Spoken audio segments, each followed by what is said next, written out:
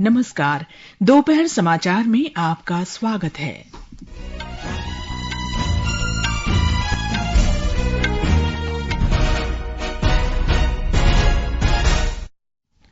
प्रधानमंत्री नरेंद्र मोदी ने नई दिल्ली में जमैका के प्रधानमंत्री डॉक्टर एंड्रू होल्निस के साथ वार्ता की। कहा, भारत जैव ईंधन, नवाचार, स्वास्थ्य, शिक्षा और कृषि के क्षेत्रों में जमैका के साथ अपने अनुभव साझा करने के लिए तैयार है। जम्मू कश्मीर में विधानसभा चुनाव के तीसरे और अंतिम चरण का मतदान जारी है। दोपहर 1 बजे तक 44% से अधिक मतदान दर्ज। हरियाणा में विधानसभा चुनाव के लिए प्रचार तेज। इजरायल द्वारा दक्षिणी लेबनान में जमीनी हमले शुरू करने से पश्चिम एशिया में तनाव बढ़ा।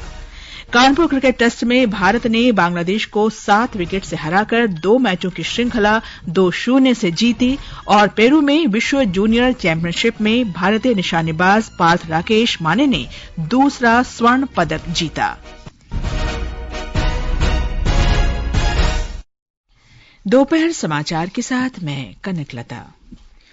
भारत और जमैका ने आज डिजिटल इंफ्रास्ट्रक्चर, सांस्कृतिक आदान प्रदान और खेलों के क्षेत्र में सहयोग से संबंधित समझौता ज्ञापनों का आदान प्रदान किया। प्रधानमंत्री नरेंद्र मोदी और भारत की यात्रा पर आए जमैका के प्रधानमंत्री डॉक्टर एंड्रू होल्निस के बीच नई दिल्ली में शिष्टमंडल स्तर की वार्ता के बाद इन समझौता ज्ञापनों का आदान प्रदान किया गया। प्रधानमंत्री मोदी ने संयुक्त प्रेस वक्तव्य में कहा कि डॉक्टर होल्निस अपनी पहली द्विपक्षीय यात्रा पर भारत आए हैं और भारत उनकी यात्रा को विशेष महत्व देता है। उन्होंने कहा कि भारत और जमैका के संबंध साझा इतिहास, लोकतांत्रिक मूल्यों और दोनों देशों के लोगों के बीच मजबूत संबंधों पर आधारित हैं। भारत और जमैका के संबंध हमारा साझा इतिहास, साझा लोकतांत्रिक मूल्य और मजबूत पीपल टू पीपल टाइज पर आधारित है। 4 C's हमारे संबंधों को अंकित करते हैं: कल्चर, क्रिकेट, कॉमनवेल्थ और कैरिकॉम। आज की बैठक में हमने सभी क्षेत्रों में अपना सहयोग सुदृढ़ करने पर विचार किया और कई नए इनिशिएटिव्स की पहचान की।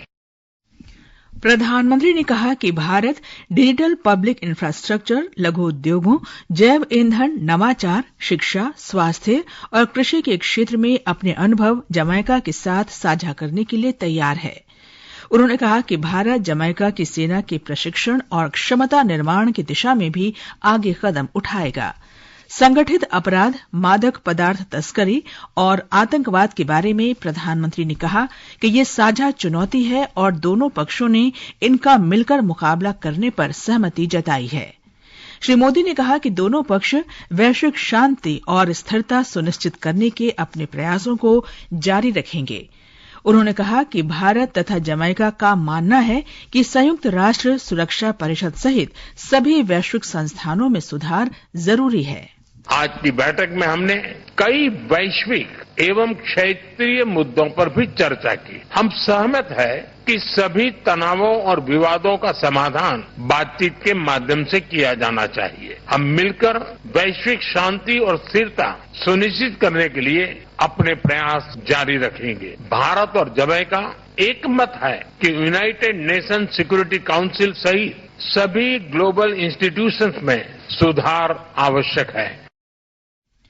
प्रधानमंत्री ने बताया कि भारत ने नई दिल्ली में जमैका उच्चायोग के सामने की सड़क का नाम जमैका मार्ग रखने का निर्णय लिया है। उन्होंने कहा कि भारत और जमैका के बीच भले ही विशाल समुद्र हो, लेकिन हमारे लोग, हमारी संस्कृति और इतिहास एक दूसरे से जुड़े हैं। जमैका के प्रधानमंत्री ने कहा कि जमैका ने भारत के साथ मजबूत संबंधों को आजादी के बाद से ही महत्व दिया है। उन्होंने कहा कि भारतीयों ने करीब 2 सदी पहले जमैका में दस्तक दी थी और उन्होंने स्वास्थ्य, शिक्षा, सूचना प्रौद्योगिकी और व्यवसाय के विभिन्न क्षेत्रों में जमैका के विकास में योगदान दिया है। इससे पहले जमैका के प्रधानमंत्री आज राष्ट्रपिता महात्मा गांधी की समाधि राजघाट गए और उन्हें श्रद्धांजलि अर्पित की। डॉक्टर होल्निस भारत की 4 दिन की आधिकारिक यात्रा पर कल नई दिल्ली पहुंचे। वित्त मंत्री निर्मला सीतारामन ने कहा है कि गरीबों और छोटे व्यवसायियों के लिए बैंक से ऋण लेना अब आसान हो गया है। उन्होंने कहा कि ये जनधन योजना के कारण संभव हो सका है। उन्होंने आज ईटानगर में ऋण आउटरीच कार्यक्रम के दौरान विभिन्न सरकारी योजनाओं के लाभार्थियों को संबोधित करते हुए ये बात कही। वित्त मंत्री ने कहा कि ऋण आउटरीच कार्यक्रम सरकार को कल्याणकारी योजनाओं से आम लोगों को लाभ पहुंचाने की समीक्षा करने योग्य बनाता है। पीएम मुद्रा हो, स्वनिधि हो, आप कुछ भी कागज या सोने रखने का, गिरवी रखने का आवश्यकता नहीं है। बिना सिक्योरिटी आपको लोन मिलता है आपके बिजनेस आगे लेके जाने के लिए। बहुत सारे ऐसे स्कीम्स है, स्टैंड अप लोन है, जिसमें हर ब्रांच में से उन इलाके में रहने वाले महिला हो, SC ST लोग हो, उनको भी लोन देने का प्रावधान है। ऐसे में 17 स्कीम से जो प्रधानमंत्री जी ले आए, जिसके द्वारा जनता का उनके हाथ में थोड़ा पैसा मिले, बैंकिंग सुविधा मिले और उनका बिजनेस आगे लेके जाना। ये समाचार हमारी वेबसाइट www.newsonair.gov.in और हमारे न्यूज ऑन एआईआर ऐप पर भी उपलब्ध हैं। दोपहर समाचार में आपका फिर स्वागत है। जम्मू कश्मीर में विधानसभा चुनाव के तीसरे और अंतिम चरण का मतदान जारी है। दिन में 1 बजे तक 44% से ज्यादा मतदान दर्ज किया गया। 7 जिलों की सभी 40 विधानसभा सीटों के 5060 केंद्रों पर सुबह 7 बजे कड़ी सुरक्षा के बीच मतदान शुरू हुआ। मतदान वाले जिलों में जम्मू क्षेत्र के जम्मू, कठुआ और सांबा तथा कश्मीर घाटी के कुपवाड़ा, बारामूला और बांडीपोरा जिले शामिल हैं। आइए मतदान की ताजा जानकारी के लिए बात करते हैं अपने जम्मू संवाददाता गुलशन रैना से। गुलशन, मतदान कैसा चल रहा है? जी कनक, अभी तक जो आंकड़े हमारे पास आए हैं 1 बजे तक जी, उसमें 44.8% मतदान जो है वो हो चुका है। जी, जम्मू संभाग में 24 सीटों पे और कश्मीर में 16 सीटों पे जो है ये मतदान हो रहा है। तीसरे और अंतिम चरण का मतदान है। अगर हम जम्मू की बात करें तो जम्मू डिस्ट्रिक्ट की छंब असेंबली कॉन्स्टिट्यूएंसी जो है उसमें सबसे अधिक मतदान अब तक रिकॉर्ड किया गया है 53.21%। और अगर हम बात करें कम मतदान की, सबसे कम जो है अभी तक जम्मू वेस्ट असेंबली कॉन्स्टिट्यूएंसी जो है उस पर 35% मतदान जो है वो रिकॉर्ड किया गया है। गुलशन, अंतिम चरण में कौन कौन से प्रमुख उम्मीदवार हैं? जी, अगर हम प्रमुख उम्मीदवारों की बात करें तो हमारे पास कुल मिला के 17 पूर्व मंत्री, 8 पूर्व MLA जो हैं वो इस चुनावी जंग में हैं। प्रमुख अगर हम बात करें तो पूर्व डिप्टी चीफ मिनिस्टर और कांग्रेस के नेता ताराचंद जो छंब असेंबली कॉन्स्टिट्यूएंसी से चुनाव लड़ रहे हैं। इसी तरह भाजपा के पूर्व मंत्री जो श्यामलाल शर्मा जो है वो जम्मू नॉर्थ से, नेशनल कॉन्फ्रेंस के अजय सडोत्रा जो हैं वो ये भी पूर्व मंत्री हैं, जम्मू नॉर्थ से ये लड़ रहे हैं। जानकारी के लिए धन्यवाद गुलशन। हरियाणा में विधानसभा के 90 सीटों के लिए चुनाव प्रचार चरम पर है। प्रमुख राजनीतिक दलों के नेता जनसभाएं कर रहे हैं।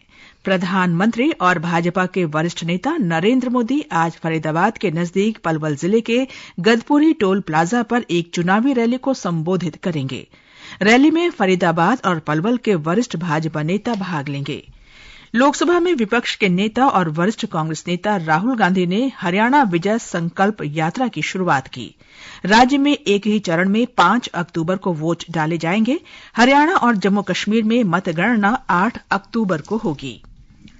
असम के मुख्यमंत्री और झारखंड में भारतीय जनता पार्टी के सह चुनाव प्रभारी हिमंता बिस्वा शर्मा ने कहा है कि पार्टी झारखंड विधानसभा चुनाव के लिए 3 अक्टूबर को संक्षिप्त घोषणा पत्र जारी करेगी।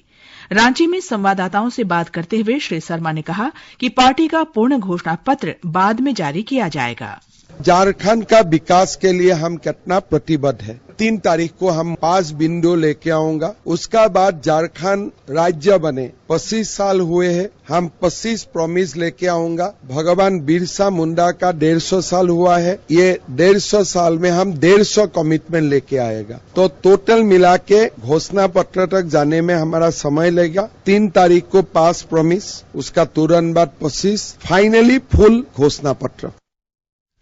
सेना प्रमुख जनरल उपेंद्र द्विवेदी ने कहा है कि चीन के साथ वास्तविक नियंत्रण रेखा पर स्थिति स्थिर है, लेकिन सामान्य नहीं।